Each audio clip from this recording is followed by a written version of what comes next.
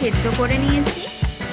নিয়ে নিয়েছি 200 গ্রাম পনির, 5 কোয়া মতো রসুন আমি কেটে কুচিয়ে রেখেছি, 2টো বড় সাইজের পেঁয়াজ কেটে নিয়েছি, একটা টমেটো কেটে নিয়েছি, আর 3টে লঙ্কা কুচিয়ে নিয়েছি।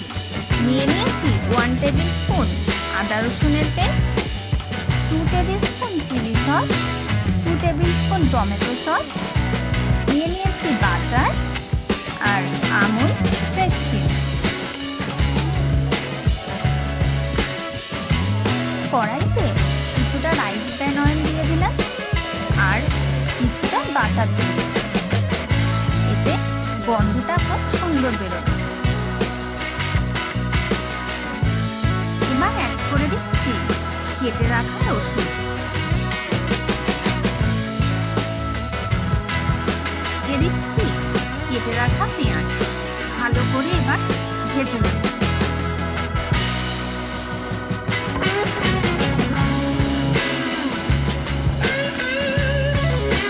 পেঁয়াজটা ভাজা হয়ে এসেছে, একদম সফট হওয়া অবধি ভাজতে থাকবো।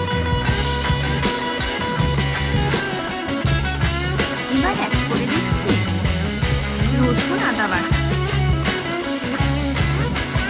ভালো করে কষিয়ে নেব যাতে কাঁচা গন্ধ না বেরোয়।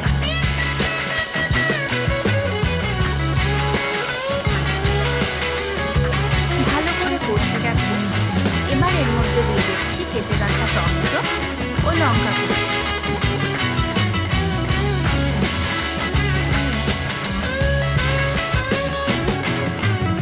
টমেটো নরম হওয়া অবধি ভাজবো।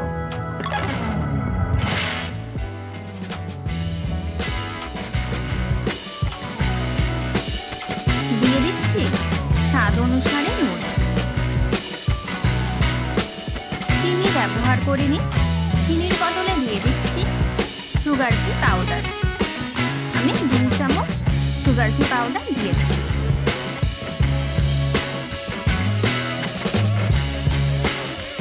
সবকিছু খুব ভালো মতো কষে গেছে, দেখতেই পাচ্ছেন।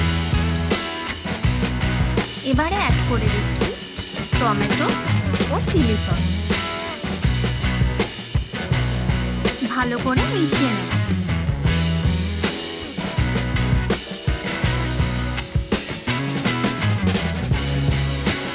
এবার গ্রেভিতে দিয়ে দিচ্ছি 1/2 টিস্পুন মতো গরম মশলা পাউডার।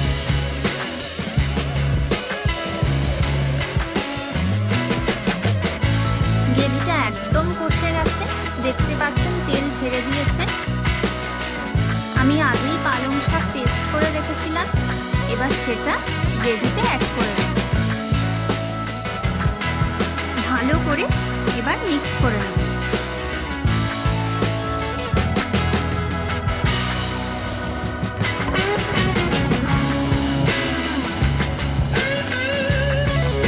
এবার কিছুক্ষণের জন্য কভার করে দেব। পালং শাক আমাদের রেডি হয়ে গেছে। এবার এর মধ্যে কেটে রাখা পনির অ্যাড করে দিচ্ছি।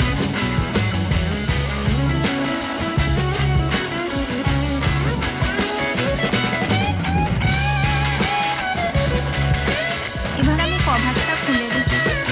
দেখুন আমাদের পালং শাক দিয়ে কিন্তু তেল ছাড়া স্টার্ট হয়ে গেছে, তার মানে আমাদের পালং শাকটা রেডি হয়ে গেছে।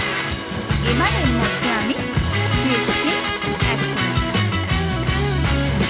ফ্রেশ ক্রিমটা কিন্তু অপশনাল, যদিও এটা দিলে টেস্ট কিন্তু অনেক এনহ্যান্স হয়। পালং পনির একদম রেডি হয়ে গেছে, এবার শুধু পরোটা দিয়ে খাওয়ার পালা। আজ তাহলে আসি। রেসিপিটা ভালো লাগলে অবশ্যই লাইক, শেয়ার